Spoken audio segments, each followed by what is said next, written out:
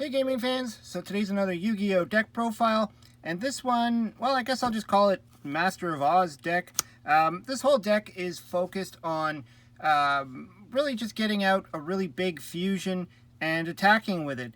And of course I had a few different options. I've played this deck a similar build to this before, where I used Fusion Gate, but I thought it'd be fun to try and use Polymerization. Because there is a certain card that actually works well with it. But anyways, the concept of this deck is to get out one of your big fusion monsters as fast as possible and just beat down the opponent. So let's get to the build.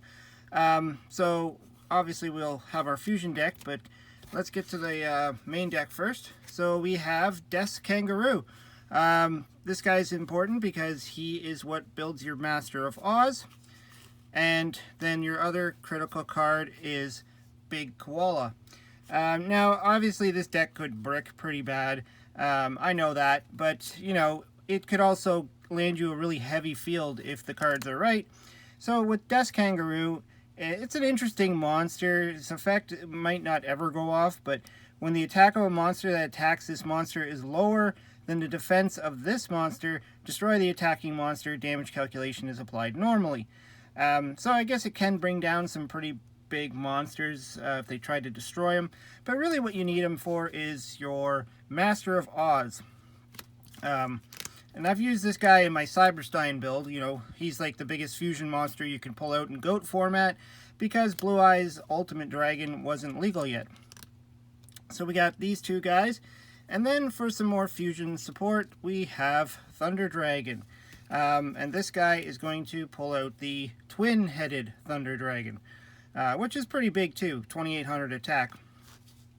So that's the primary build there. Then we'll get into some support cards. We have the King of the Swamp. This is probably like the best card to run. Well, let me just organize this here. Just take that out of the way. So we got King of the Swamp. So this guy's pretty good. I mean, you could substitute this for any fusion material monster. So if you only have your Big Koala in your hand or your Deskangaroo, you can use either one in King of the Swamp to pull out the fusion monster. And also you can discard this card from your hand to the graveyard to add a polymerization spell. So that's what I was saying with, there's some polymerization support in here, which is why I wanted to try this build. So that's pretty good. And then, because this deck is, like I said, is going to brick, or can brick pretty bad, we're going to need some monsters to help us pull this combo off. So I decided to go with Sangan, which will help search out your King of the Swamp, or your Deskangaroo, or whatever you need at the time, whatever you're trying to fish for. And Dakochi's, he's still a pretty big monster, and you can set him to draw a card unless he gets Nobleman of Crossed Out. And Morphing Jar to reset your hand, or if you just draw a garbage hand and you got Morphing Jar, maybe you could repair that by drawing a whole new hand. Of course, if your opponent is playing double Nobleman of Crossout in their deck, there is a good chance that they could get removed, but I mean, that's Yu-Gi-Oh! So the last monster I have is I threw in a Breaker, the Magical Warrior. Obvious choice. I mean, he just blows up a spell or a trap, and he's a pretty big monster. 1900 attack before he uses his counter. So onto the spells. We have Pot of Greed, obviously, Graceful Charity, and I threw in Delinquent Duo. Not a card I use in every single build I make, but in this one I kind of like it because it does help interact with another card, which I will get to. Snatch Steal, of course, you want to steal your opponent's monsters and attack back with them. Or possibly even if you have a monster on the field already, you can Snatch Steal and then Tribute Summon your Big Koala, because he is 2 tributes. So that could happen too. Then we got, of course, Premature Burial. Perfect card, especially if you ditch your big Koala guy into the graveyard for a fusion summon. Then you can Premature Burial him back, so that's pretty good. This was the card I was talking about for wanting Delinquent Duo. Megamorph, because your life points need to be lower than your opponent's. So if you start your turn with Delinquent Duo or whatever, then you'll have less life points, hopefully, that you can put Megamorph on top of your Kangaroo. or sorry, your Master of Oz, and make him 8400 attack, which is, you know, that could be game right there. Obviously, that's borrowed from the Cyberstein combo. I was thinking of putting more in there. Maybe you could actually max out on this one just to pull that off. And of course, the polymerizations. We want to get polymerization in this in your hand. So I put 3 in the deck, and we can search it out with our King of the Swamps if we need it. But if we naturally draw the polymerization and a King of the Swamps, then you're going to use him for his fusion substitute effect. And then the other card I decided to put in here is 2 defusions. This could really help wreck your opponent pretty bad. You would essentially fusion into your Master of Oz, like that, attack with him, defusion him, get his materials back from the grave, swap him out for one of these and one of these, and continue to attack. So, I mean, that could be a pretty damaging effect there. I mean, I guess you could also use it as a defense mechanism if your opponent is also playing fusions, but that's primarily why that's there. And 3 enemy controllers, because we don't want to run into a goat.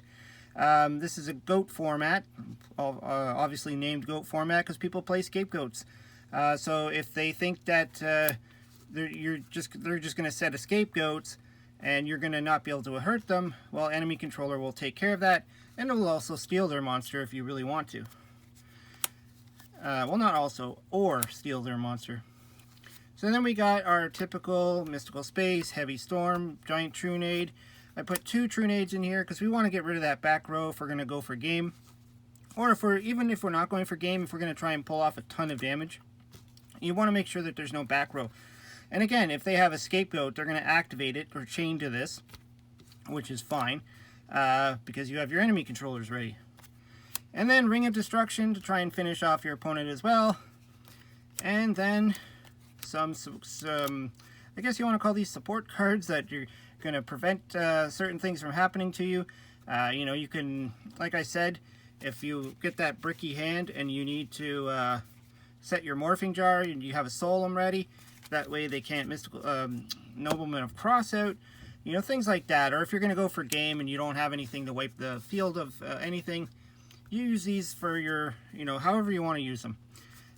Also, again, for Megamorph, it will bring your life points down, which will make Megamorph actually turned on to be the most powerful. And, you know, just for the extra deck, I just put in the 2 fusions that we need. Because you can't summon any other fusions in this deck. So, oh, well, I guess you could, Sandwich, I guess. But yeah, so we got the 2 Master of Oz, and I just put in 2 twin-headed Thunder Dragons. I mean, it's possible, I guess, to be able to summon twice. The thing is, with Thunder Dragon, usually you're going to pitch one of your Thunder Dragons to get the other 2 Thunder Dragons, and then you're going to do polymerization into this guy. But I mean, there is a case where maybe you do have all 3 Thunder Dragons, or maybe a premature burial one or something. Use your fusion substitute, so that can happen too.